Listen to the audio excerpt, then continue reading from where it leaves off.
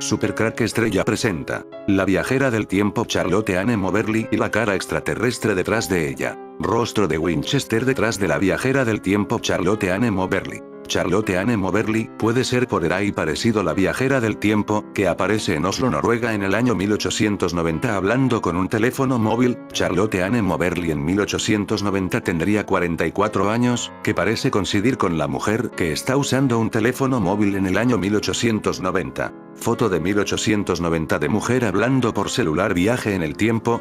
Muchos creen que algunos gobiernos tienen la capacidad de viajar en el tiempo, pero que aún no lo han hecho público. De vez en cuando, alguien descubre una imagen o un video que simplemente muestra algo que está fuera de lugar. La imagen en cuestión fue tomada por el matemático noruego Carl Stormer a la edad de 19 años con una cámara espía, y se puede ver claramente a una mujer inclinado su cabeza mientras sostiene una especie de dispositivo extrañamente similar a un smartphone. Carl Stormer, 1872-1957, disfrutaba de un hobby muy inusual en ese momento, camino de Oslo, Noruega, en la década de 1890 con su cámara espía y, en secreto, tomó fotos cotidianas de personas. Las imágenes de Stormer muestran a la gente en estado natural sin percatarse que son fotografiados. Lo que más llama la atención es que son muy diferentes a las imágenes y tendencias estrictas que dominaron la fotografía durante esos años. El detalle no ha pasado desapercibido para los expertos del Museo del Pueblo Noruego Norsk Folkemuseum, quienes han publicado la fotografía en su página web. La imagen en cuestión muestra a un grupo de personas, varias mujeres con vestidos de la época y lo que parece ser policías o militares uniformados. En principio nada extraño, a no ser por la mujer que se puede ver al lado derecho de la imagen, que parece estar hablando por un teléfono móvil. Como se puede apreciar en la instantánea, dicha mujer tiene la cabeza inclinada a un lado, al igual que hacemos cuando hablamos por teléfono, y su brazo izquierdo está levantado a la altura de la cabeza, como si estuviera sosteniendo algún tipo de dispositivo pegado a su oreja. Pero si observamos más de cerca la sorprendente fotografía, podemos ver con claridad cómo en la mano izquierda parece sostener algún tipo de dispositivo brillante. Expertos en fotografía aseguran que claramente la mujer sostiene algo en sus manos que le obliga a inclinar la cabeza, pero aún no han podido explicar el origen de dicho objeto. Nuestra viajera del tiempo parece tener el mismo medallón que aparece en Oslo, Noruega. En otra foto podemos observar en el fondo de pantalla, detrás de la señora Charlotte Anne Moberly, lo que parece un alien o un extraterrestre. Esta señora dijo realizar un viaje en el tiempo y escribió un libro. Charlotte Anne Moberly nació en Winchester el 16 de septiembre de 1846. Moberly fue la 10ª hija de una familia de 15. El lugar donde nació en Winchester es el lugar también donde apareció el crop circle de la cara del alien y disco. Pensamos que estas dos cosas están unidas, que la señora Charlotte Anne Moberly fuera una viajera del tiempo y el crop circle de la cara del alien y disco, que apareció en el mismo lugar que nació Charlotte Anne Moberly, en Winchester. La cara que aparece detrás de Charlotte Anne Moberly, esa cara es la misma que el crop circle de la cara del alien y disco, aparecido en el mismo lugar donde ella nació. Charlotte Anne Elizabeth Moberly, 1846-1937, fue una académica inglesa y primera directora del St. Hugh's College de Oxford. Su libro de viajes en el tiempo An Adventure, escrito en 1911 con su colega académica Eleanor Jourdain, se convirtió en un éxito de ventas. Nacida en Winchester el 16 de septiembre de 1846, Moberly fue la 10ª hija de una familia de 15, su padre era George Moberly y su madre Mary Anne, 1812-1890.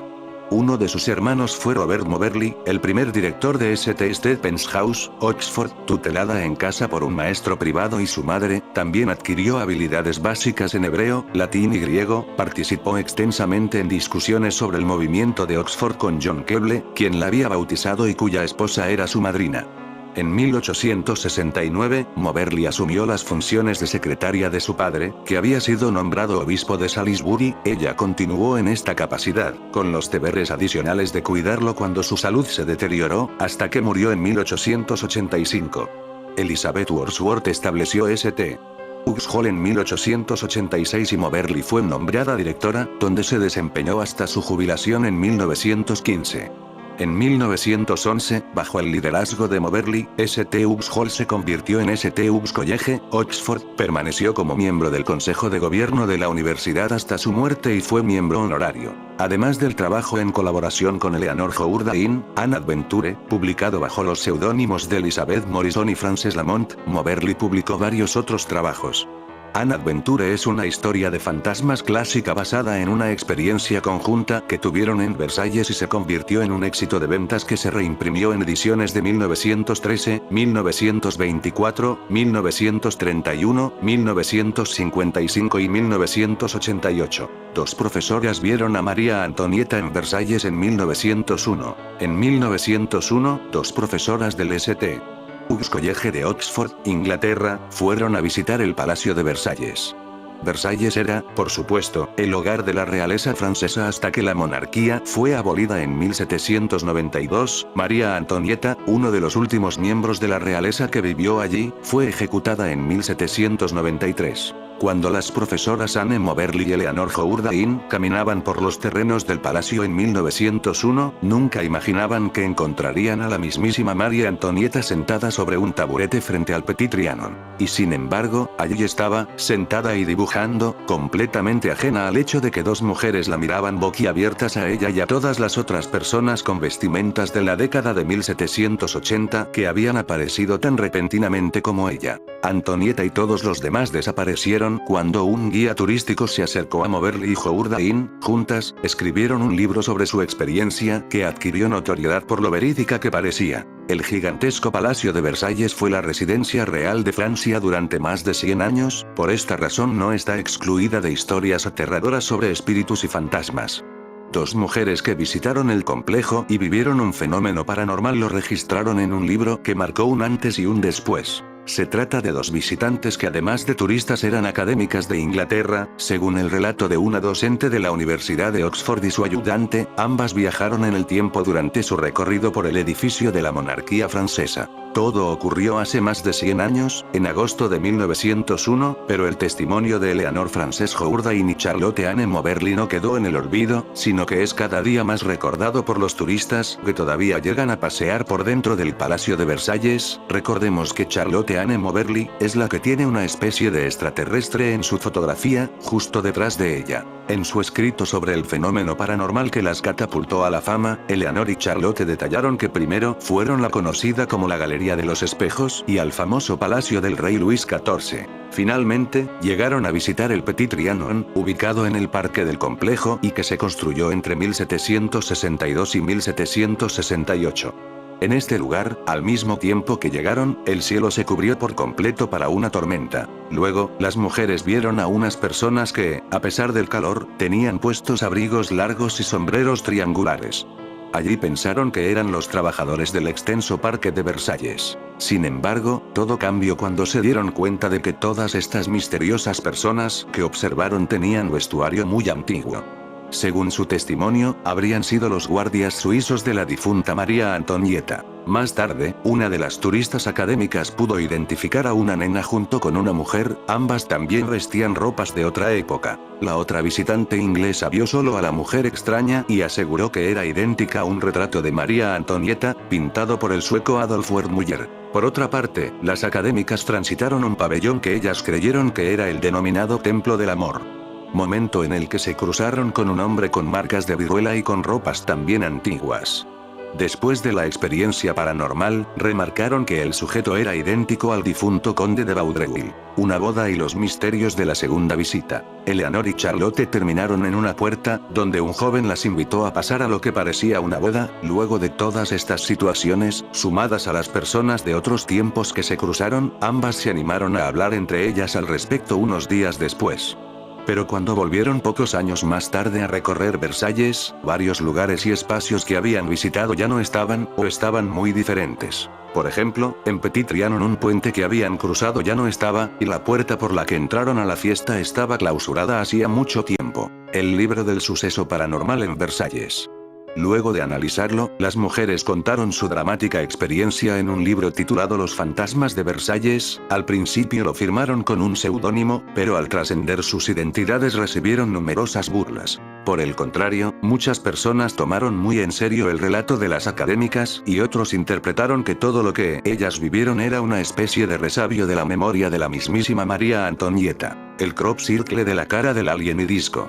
Con código binario que nos advierten sobre los masones y otras razas, mensajes del futuro para los humanos del pasado. En el verano de 2002 apareció en los campos de Winchester una formación de la cara de un alien y un disco con código binario, y las líneas que forman el rostro, 59, y las secciones, 33, igual como los grados masones, dan un total de 1947, justo la fecha del incidente Roswell, el cual las sociedades secretas no han ocultado. Mensaje traducido del código binario del disco. Cuidado con los portadores de los falsos regalos y sus promesas rotas, mucho dolor, pero aún hay tiempo. Crean que hay bien ahí fuera. Nos oponemos a los engaños. Conducto cerrándose. 0x073 técnicas empleadas, interlineado, puntillismo, y sombreado de la figura, para formar un conjunto colosal, y 3 puntos de vista para apreciar el mensaje. Ahí está.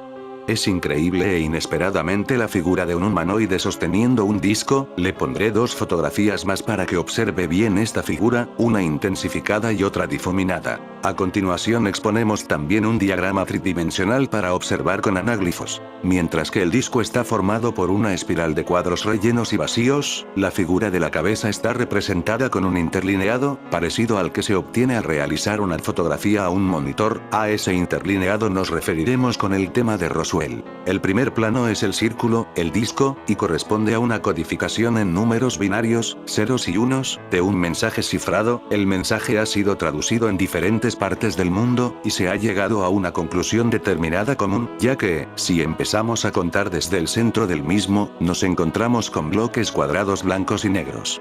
El disco muestra surcos en espiral identificables con unos y con ceros. Esos bloques cuadrados de un color o de otro, representan un 1 o un 0, si realizamos una separación por cada 8 bloques individuales, tenemos letras en código ASCII. La traducción del mensaje de binario a letras, deja una transmisión en inglés, el idioma más hablado de la Tierra, el oficial de la Tierra, y es a todas luces, desafiante. El mensaje que aparece tras la traducción letra por letra de este disco es el siguiente. Beware the bearers of false gifts and their broken promises, much pain, but still time.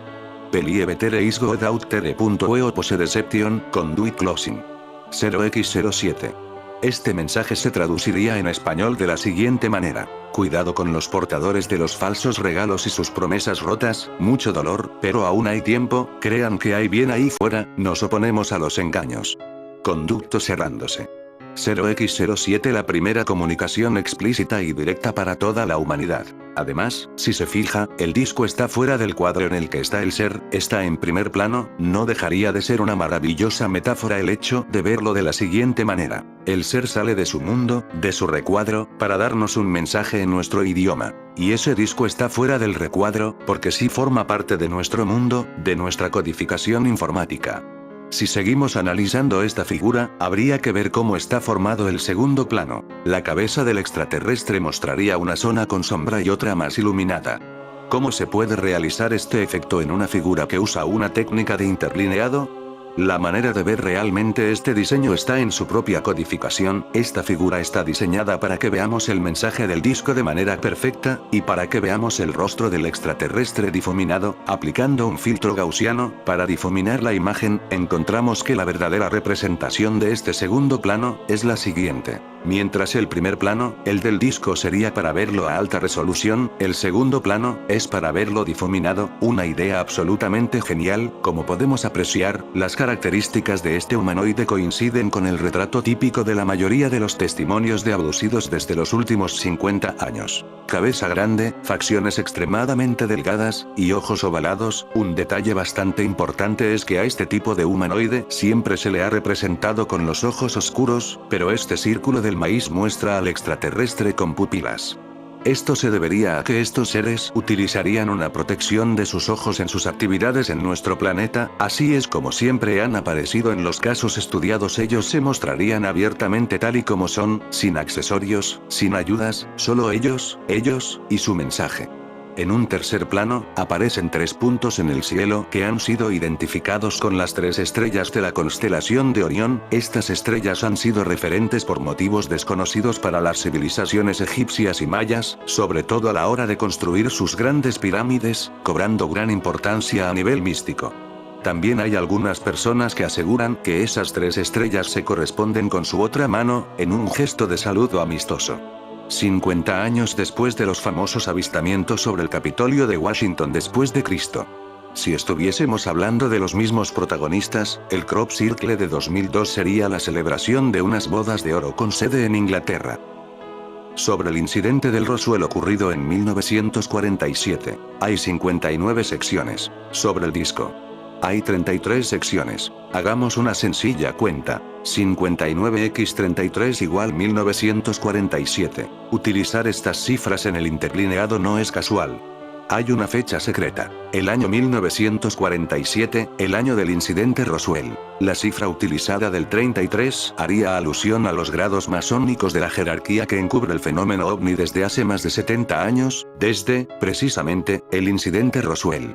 La raza representada estaría alertando a la humanidad sobre las actividades de otras y sobre la acción directa que la masonería realiza contra la desclasificación del fenómeno ovni, y la manipulación informativa que la sociedad recibe de los medios de comunicación cercanos al poder. En la segunda línea o sección, los números atómicos de los elementos que constituyen la vida sobre la Tierra, tienen un valor adicional insertado en la sucesión binaria. Al descifrar la formación del cultivo, este elemento adicional tiene un número atómico 14 igual silicio. La aparición del silicio como elemento básico, podría significar que en sus cuerpos, llevan incorporados sistemas informáticos, como un complemento avanzado de civilización, lo que conocemos comúnmente como cyborgs. Esto indica que son ángeles caídos. La sección del ADN es diferente también. La doble hélice del ADN original, es modificada por una de triple hélice, sugiriendo un híbrido entre los seres que enviaron ese mensaje, y los seres humanos, es decir, compartimos parte de la cadena de ADN, pero otra parte es diferente. La parte de la derecha, es igual a la nuestra. Esa parte del ADN, es la referente a la parte materna, pero la parte paterna, aparece como dañada, con una hebra adicional, mostrando un cambio en el número de nucleótidos. Parece bastante parecido al nuestro, aunque quizás sea una alteración genética o una mutación del nuestro, un paso evolutivo mayor. La interpretación a este mensaje, es que se puede tratar de clones, una civilización tan avanzada, que consigue clonar de forma perfecta a sus seres, implementando en dichos cuerpos materiales inorgánicos, chips o placas de información. Nuestra viajera del tiempo podría ser un clon de estos ángeles caídos. La figura humana del mensaje terrestre, aparece cambiada en este agroglifo por la figura de un ser macrocéfalo de aspecto humanoide. Descifrando la sucesión binaria, nos informan que su población, es de aproximadamente 21.300 millones de seres. Este número es muy elevado para habitar en un solo planeta. Quizá estos seres han poblado otros mundos. En el mensaje, nos dicen que habitan en 2 planetas de ese sistema solar, así que los datos podrían significar la suma de habitantes de ambos planetas. La altura de esos seres, nos informan que tienen una media de 126 centímetros, es decir, una estatura bastante baja. Este dato, corrobora la información dada por Bob Lazar, del capítulo Área 51, cuando aseguraba que, cuando trabajaba en el Área 51, y vio las naves espaciales que no eran de este mundo, el habitáculo de mando, estaba hecho para gente muy bajita, de unos 130 centímetros. En la siguiente sección, aparece un sistema planetario compuesto de su solo estrella principal, y por 4 planetas pequeños interiores, más una extraña conformación de 4 objetos en forma de cruz, 2 gigantes exteriores y 2 pequeños ubicados en las fronteras de este desconocido sistema planetario. Siguiendo el parámetro del mensaje terrestre, en la imagen de Chilbolton, 2 de los planetas, el tercero y el cuarto, aparecen fuera del plano de la eclíptica, indicando que en estos 2 mundos, habitan los seres autores del mensaje. Este es el motivo, seguramente, del tamaño de su población. Finalmente, en la parte de abajo del gráfico, se aprecia la figura de la antena utilizada para la transmisión del mensaje. En la imagen de Chilbolton, esta antena tiene forma de una curiosa flor con varios pétalos de 9 metros de diámetro. El 15 de agosto de 2002, cerca del área de Winchester, Hampshire, Inglaterra, tan solo un año después de haber aparecido el agrograma de Chibolton y del ataque del 11 de septiembre, apareció un agrograma considerado como de los más importantes hasta la fecha, la figura de un rostro de un ser extraterrestre, sosteniendo un medallón o un disco en su mano. Este crop circle es conocido como el rostro de Winchester. Está dotado de pupilas, normalmente, estos seres carecen de ellas, o bien, por el contrario, sus ojos son todo pupilas, por lo que se ha considerado que podría tratarse de un fraude. Sin embargo, según investigadores como Mark Fussell y Stuart Dicke, quienes forman parte de la comunidad de investigadores ingleses especializados en agrogramas, la figura posee todas las características de autenticidad. Este crop circle está compuesto de 3 planos, un primer plano para ver en alta resolución, que es un disco lo que está portando este ser. Un segundo plano, donde aparece este ser, que hay que verlo difuminado, ya que el rostro aparece interlineado, al igual que sucede cuando se le hace una foto a la televisión, es una señal que nos envían para que difuminemos dicha imagen. Un tercer plano, que son 3 puntos que aparecen de fondo, que los expertos asocian a la estrella de Orión, y su famoso cinturón. Si nos fijamos en el medallón, vemos unos surcos en forma de espiral. Estos surcos, se podrían separar en grupos de 8 en 8, para ver si cobra sentido el mensaje al pasarlo de código binario, a código ASCII, lenguaje informático. Los expertos e investigadores dieron con la clave, empezando desde dentro, desde el centro del medallón, hacia afuera del mismo. Una vez decodificado el mensaje, este aparecía en inglés, siendo este el idioma oficial de nuestro planeta. Esta sería la representación en binario del mensaje. Recordemos que nuestra viajera del tiempo, la que nació en el mismo lugar donde apareció este mensaje, es también inglesa, realizando viajes en el tiempo en Francia y Noruega, viajando al pasado, pero también al futuro, como podemos ver tiene un teléfono móvil que tuvo que conseguir en el futuro. El mensaje es conocido como el mensaje de Crawford, y dice lo siguiente: Beware the bearers of false gifts, their broken promises, much pain but still time. Palabra desconocida: el rihue, there is God out there. We oppose deception. Conduit closing, bell sound. Traducido al español sería: cuidado con los portadores de falsos regalos y promesas rotas, o vanas, mucho dolor pero aún hay tiempo, crean, que el bien está allí afuera. Nosotros nos oponemos a los engaños, el conducto se está cerrando, sonido de campana. ¿Qué significa este mensaje? Cada persona que lo lea, puede hacer lo suyo, y darle una interpretación totalmente personal, pero vamos a analizar qué podrían estar diciéndonos, o aproximarnos a ello.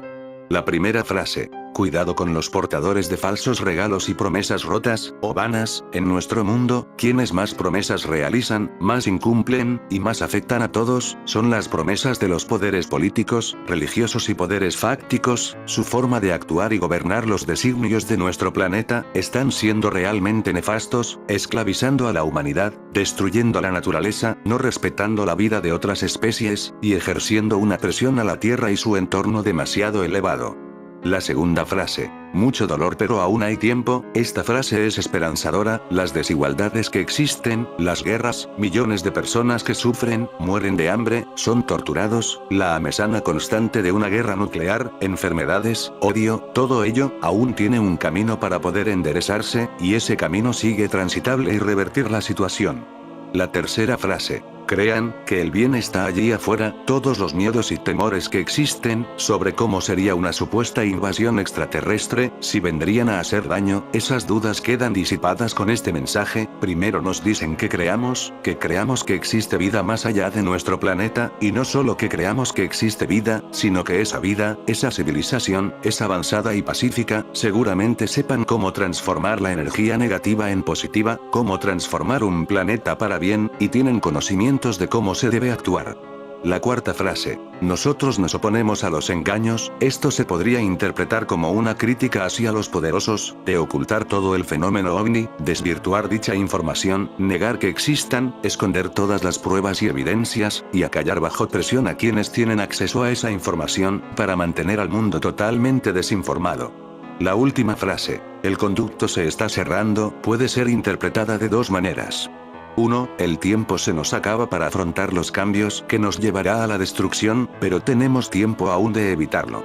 2. El conducto puede hacer referencia a una especie de agujero de gusano, dicen que se está cerrando, así que o tienen que volver en un espacio breve, como apunta el 21 de diciembre de 2012, o una vez cerrado, habría que esperar a encontrar otro atajo espacio-temporal para poder contactar.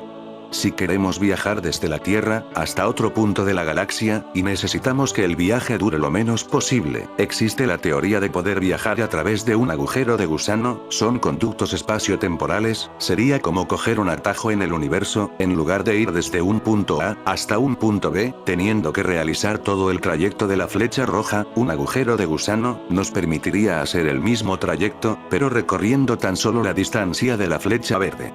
Así que, en la zona militarizada de Chilbolton, llena de cámaras, radares, vigilancia pasiva y activa, instrumentos ópticos para vigilar los cielos, una noche, aparecieron dos enormes agrogramas, uno de un rostro, y otro, un mensaje cifrado en contestación al enviado desde la Tierra en 1974, desde el radiotelescopio de Arecibo, y con la colaboración, casualmente, del radiotelescopio de Chilbolton. Descifrado ese agrograma, es una respuesta lógica, que sigue los mismos parámetros que Frank Drake y Carl Sagan enviaron a un lugar concreto de la galaxia. Ellos calculaban que la onda, el mensaje, tardaría unos 25.000 años en ir, y otros 25.000 años en volver la respuesta, y resulta que solo tuvimos que esperar 26 años, es decir, la señal llegó a un lugar mucho más cercano del previsto. El mensaje, una vez decodificado, nos muestra que son una civilización avanzada, que comparten algunos elementos con nosotros para la vida, pero tienen cambios o estructuras considerablemente diferentes, nos informan de su situación, de sus características físicas. Un año más tarde, nos envían otro agrograma, con otro mensaje encriptado, que nos advierten de los peligros que acechan nuestro planeta, pero no por intervención de ellos, sino por nuestra propia astucia. Y todo ello, una vez examinados los campos donde aparecieron, estudiado cada detalle desde el mismo campo, desde el aire, en laboratorios todo parece indicar que son auténticos, no ha habido intervención de seres humanos, porque la forma de cómo se hicieron, qué lo originó, su perfección, el tiempo transcurrido, donde se hicieron, son demasiado complejas. El mundo tiene dos tipos de personas, y cuando ocurre algo afortunado, los del primer grupo, lo consideran más que suerte, más que casualidad, lo consideran una señal. Una prueba, de que hay alguien ahí arriba, cuidando del ser humano. Los del segundo grupo, lo consideran pura suerte, un feliz giro del azar. Seguro, que la gente del segundo grupo, está observando esas 14 luces con recelo. Para ellos, la situación está mitad y mitad, podría ir mal, o bien, pero en el fondo, sienten que pase lo que pase, están solos, y eso, les llena de temores. Sí, es lo que piensan, pero luego hay cantidad de gente del primer grupo, que cuando observan esas luces, están viendo un milagro, y en el fondo sienten, que pase lo que pase, habrá alguien allá arriba para ayudarles, y eso les llena de esperanza. Lo que debes preguntarte es, ¿en qué grupo estás tú? ¿Eres de los que ven señales? ¿De los que ven milagros? ¿O crees que la suerte de la gente es aleatoria? O plantéatelo así, ¿es posible que no existan las coincidencias? En fin amigos de Supercrack Estrella, si el video te gustó pulgar arriba.